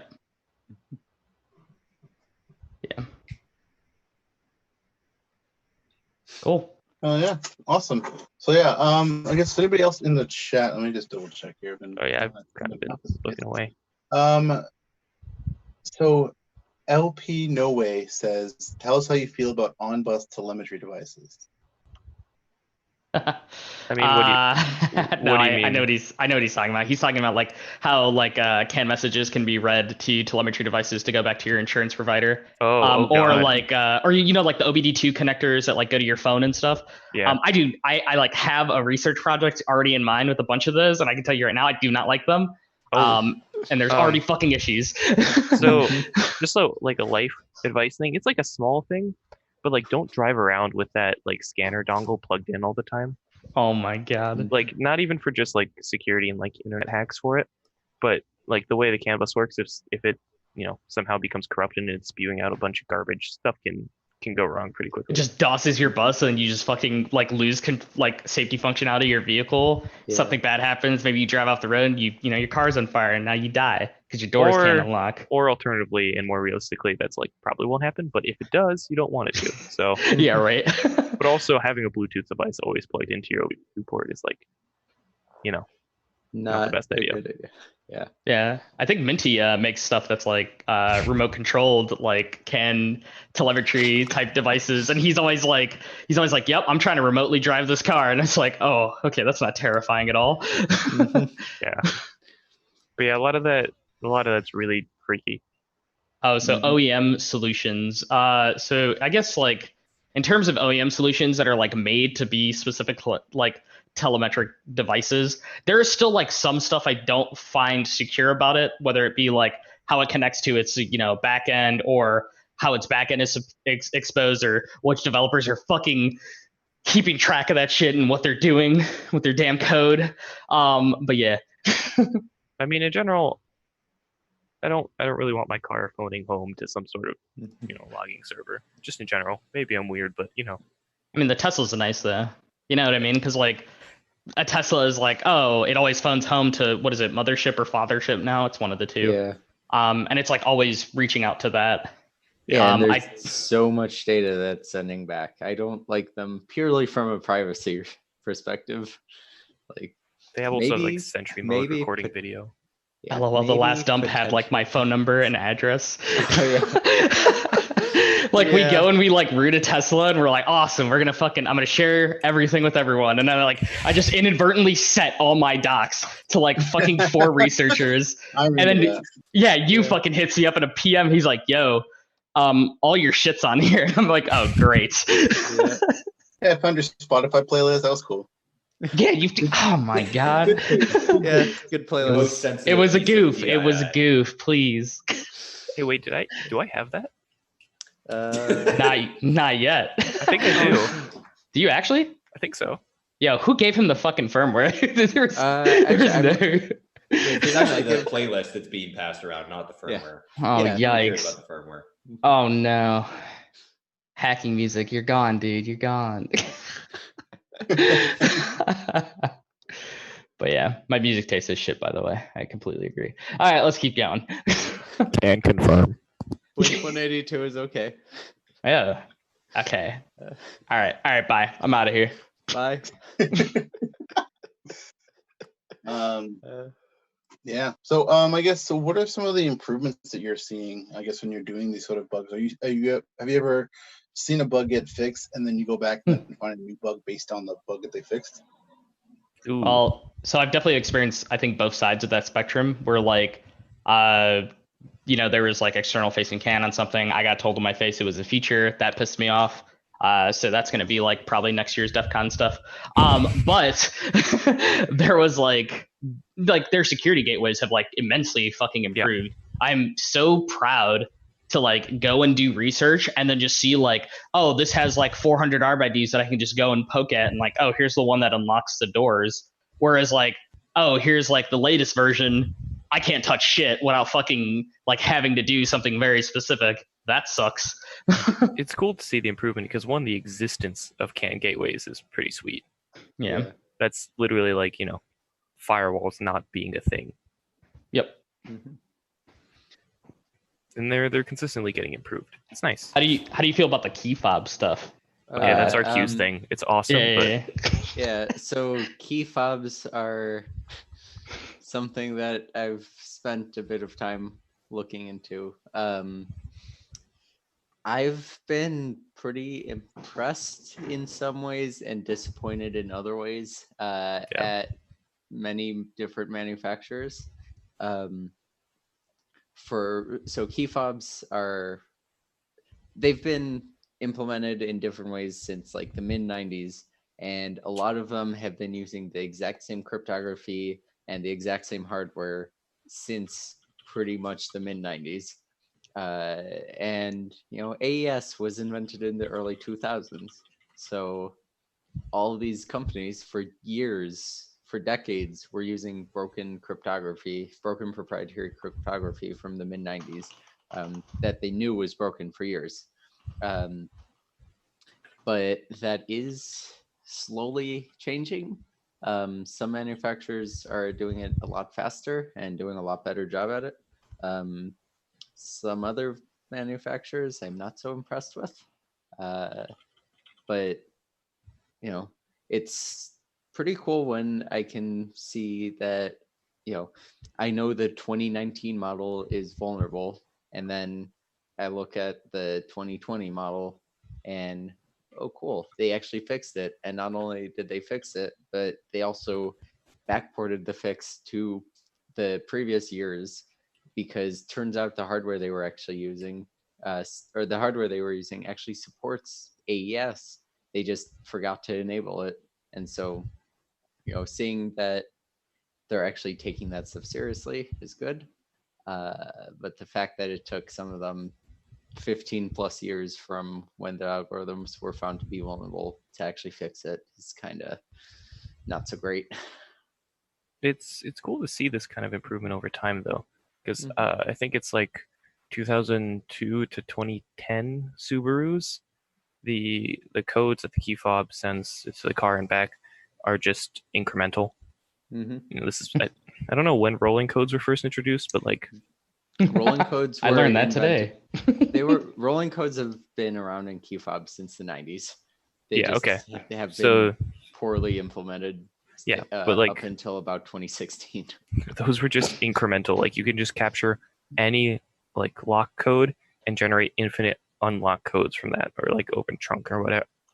And then there's some cars, there's a few out there, I'm not sure about naming them, but you can Google a few of them where there is some sort of rolling code system, but if you just keep replaying the old codes, they just are still valid. Like they have a rolling code, they just never invalidate the other codes. And that's multiple different companies. Yep. There's also companies where they have rolling codes that use XT, which is secure, except they use the same cryptographic keys for every single vehicle. So, do a little bit of reverse engineering, and now you can unlock every single one of them. Yeah, and that's surprisingly common with a lot of things, because paying for security to make each device individual is expensive. Who would want to do that? So one other really interesting thing about cars is the car manufacturer doesn't actually make most of the stuff on the car. So with key fobs specifically, the reason why they're so awful is the car manufacturer, all they do is they take this box, put it in the car, put their logo on the key fob, and start selling that. The company that actually makes writes the code and makes the key fobs is some other third party that is making maybe 1 or 2% for profit for each fob they sell. And they literally can't afford to start doing security for their key fobs. And they also really don't care. They're just buying the cheapest chips from Texas Instruments or NXP or whoever. And then the silicon semiconductor manufacturers that actually made the algorithms and are supposed to be responsible for making sure they're secure, they don't like telling anybody else about the algorithms because intellectual property or something. Proprietary data sheets are the worst. Yeah, but like there's this whole supply chain where the car manufacturer doesn't make the key fobs, and they're another step further removed from the actual cryptographic security of the system. And so it's really hard to actually make anybody responsible for making sure something like that's secure. What's notable too is that the key fob can be used across different models or brands. So just if you found a vulnerability in one key fob system or whatever they're using, it's pretty probable that it's in some other model or make. Yeah, if you look at any of the research papers about various key fob cryptographic algorithms, it's like, one algorithm might impact 8 car manufacturers and 30 different lines of cars. It's not something where, GM uses one algorithm and VW uses another and Ford uses another or whatever. It's every company is buying from the same other companies. And yeah, as you mentioned in chat, I was meaning to bring this up for a few minutes. Leonard, at Leonard WO on Twitter, the guy who did the original Tesla Model S key cloning and all that. That key fob was not made directly in-house by Tesla, and in turn was used by a bunch of brands, including McLaren and some other ones that I don't remember. Yep. Because McLaren's the fun one. So the key fobs themselves were made by Petron. The chip was made by Texas Instruments. I want to say McLaren, Karma, Triumph. There were a few, mostly European brands that were impacted, but Tesla was one of them. Tesla was apparently the only one that gave a satisfactory response and actually quickly patched it. Wrong link. Whatever. Yeah. So supply chains with cars really broken. Very. I've seen some companies with like decent supply chains, but that's just because they like do security on both ends, and they're like, okay, make sure this shit is fixed and all that. So, yeah. So for everyone watching, if you want an extreme TLDR, car security sucks. You should do it. Yeah. Yeah, it's agreed. easy. Yeah. All right. Oh yeah. Well, it's getting kind of late. Do you want to, I guess, say any last shout outs before we get going? Yeah, I mean, everyone who was at that bash was pretty amazing, and I definitely recommend checking out their work. Let me see if I can find it. There was a ton of people, but off the top of my head, definitely Ian Carroll. Oh yeah, that dude was Ian awesome. Carroll. Yep. He's cool. Ian Carroll. Who were the Ian Tabber does like trainings and teaching. Yeah, MintyNet. At MintyNet. Leonard, of course. Leonard WO. The Ukrainians, dude. The Ukrainians. Robert Leal from the Car Hacking Village. Yep. Where are they? Techno something or Tech? Oh yeah. What's the company? I don't remember. Shout out TechMaker. Yes. You got it. TechMakers. All of the ThugCrowd team that was there organizing it, making it a great time for all of us. All of the people at the company that unnamed OEM. Unnamed OEM. You're great. Shout out to Will Kahuna for calling me a Jufro Mario. Shit was very funny.